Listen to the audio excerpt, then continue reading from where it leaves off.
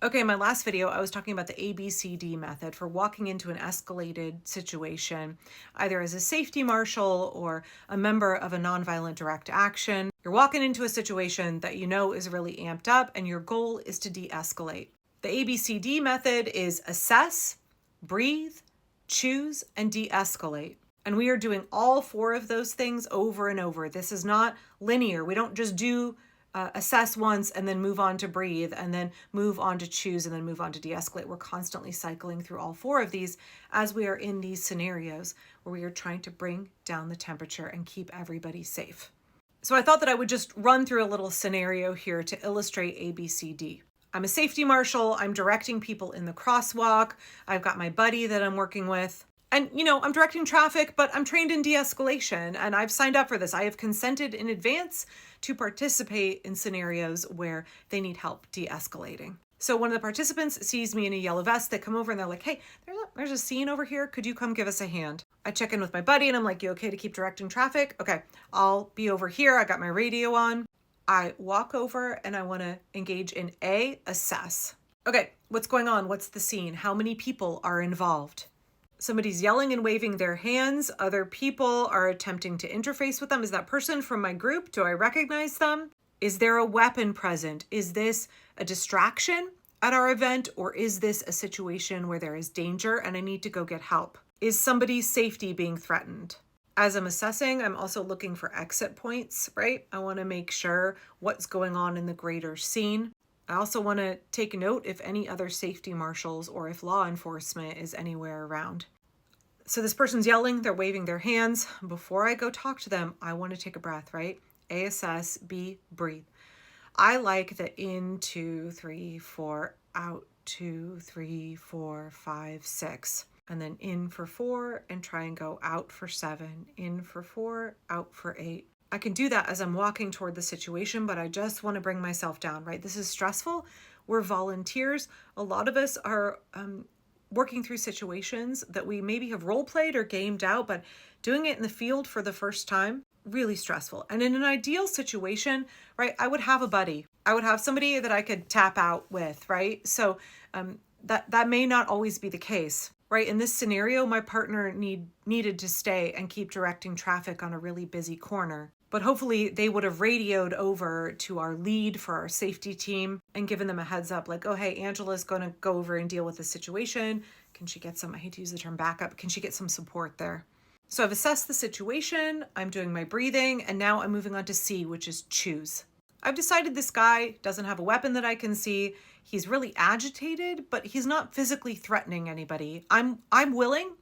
I am choosing in this moment to say, I'm going to go talk to this guy. Understanding that if the situation becomes something that I can no longer handle, it's okay for me to make a different choice and choose to leave and go get help, or to choose to ask somebody who's standing around to go get help. So I'm choosing to go talk to this guy. Now, I have a tendency to talk very fast in real life, so I'm going to consciously slow my speech. I'm going to talk quieter. I'm very tall, and so I want to have lower body language. I don't want to loom over anybody. I don't want to be imposing. I'm going to have my hands out and up, right, in an open posture. I want to try and appear non-threatening. The first way that we de-escalate is immediately with our body language and what we choose to do with our voice. It's amazing how quickly you can take somebody down a couple of notches by showing them right from the beginning, I'm not here to threaten you. I am not here to get in your face. I'm here to listen to you, right? And then in that, when I tend to lower my body and I try and have my voice be quieter, I'm remembering to breathe again. If I don't keep breathing, then I know that I'm going to start talking really fast and I'm going to get really amped up. And I want to keep my speech really slow and really low. Say, hey, friend. So we're going to say in this situation that this is a counter protester and they're just yelling. They're walking along with our crowd and they're yelling.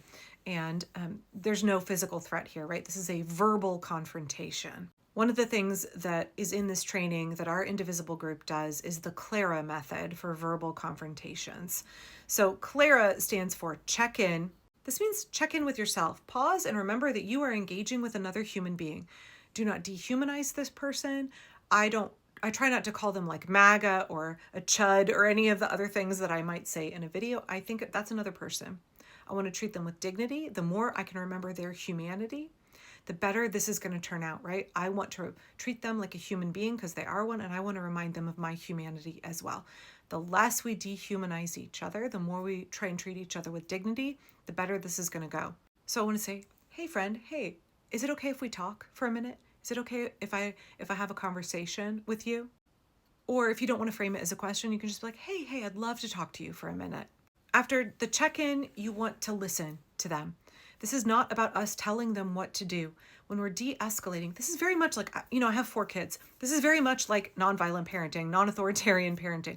I want to listen to what the person is saying about their feelings. I want to give them a chance to communicate to me. Because the reason that they're flailing their hands and they're screaming is they're in a really emotionally escalated state. They want to be seen. They want to be heard. They want to get their feelings out. So I want to listen. I want to say, hey, what's going on? What's going on here today? And then they'll be like, oh, you Antifa terrorists. I fucking hate y'all. What are you doing here ruining this country with your radical leftism? My job now is not to argue with them, right? I have listened to them. The next step in the CLARA method is to affirm. I am not here to say, we aren't Antifa, we're not violent, we're not ruining this country. I'm not disagreeing with them. What I did was I listened to them, and I'm going to affirm them. I want to reflect back to them what I heard them say and what feelings that I heard. Now, I don't want to tell them what feelings they're feeling. I found that always backfired with my kids. I want to say, I think I hear you say, and it sounds to me like, that way it's my interpretation, so that I can say, well, it sounds to me like you're really angry that we're here today. And then they have a chance to respond and say, I'm not angry. I'm really scared. I'm scared that you guys are, going to throw Molotov cocktails. I'm really scared. Right. So I get to say, I think what I'm seeing is anger. And they get a chance to say, like, you're misinterpreting my emotion. Usually it's anger, but a lot of times it can be fear as well. So as I'm affirming them, I'm saying, I heard what you say, I recognize your emotions, and I also want to recognize their humanity. Like, I understand this is a really scary time. This is a time when it's really difficult for us to have conversations with each other. I understand you're really angry. But again, I'm slow. Actually, in real life, would try and use shorter sentences, right? I do very much think there's a lot of overlap here between how we parent small children. It's not dissimilar. People are in a heightened emotional state. They don't react dissimilarly to a child who is in a heightened emotional state. The R in CLARA is respond. So after I've affirmed their feelings or I have echoed back to them what I heard them say, then I want to ask open-ended questions. I want to keep them talking. I do not want to dictate to them. I'm not there to argue with them or to disagree with them.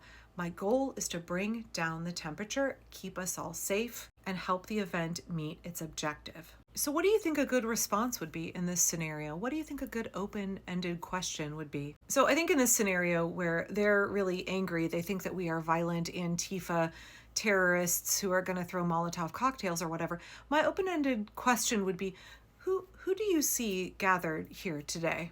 Who do you see in the crowd? Because I know who's going to be in the crowd. They're going to look and they're going to see veterans with their, United States Air Force retired hat on. They're going to see a bunch of grannies.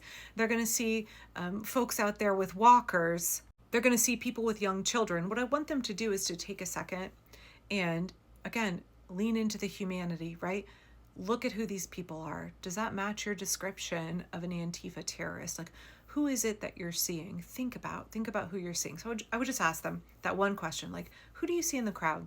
And the last part of CLARA after responding is that you offer other helpful information. If that information can provide a way forward, go for it, but also respect your limits, right? Don't get alone with that person. Maybe you do want to remove them from the crowd and keep having a side conversation, but you also want to keep yourself in a public space and stay safe. I think when there's somebody who's an agitator in the crowd, that's most often what I would do, right? If there's a group of kids that are fighting and one of the kids is like really instigating it, I would do that as a parent as well. Like, hey, can we step over here and talk about this? My favorite technique with that is usually to be like, I don't hear very well out of my right ear and it's really loud right here. Could we step over here? Because I really want to hear you. So that CLARA technique, check in, listen, affirm, respond, and add. When you're in a verbal confrontation, that's a great way to help de-escalate the situation. So I really encourage you to think through, game out scenarios in which you might have a verbal confrontation. What would that look like to engage in the de-escalation process?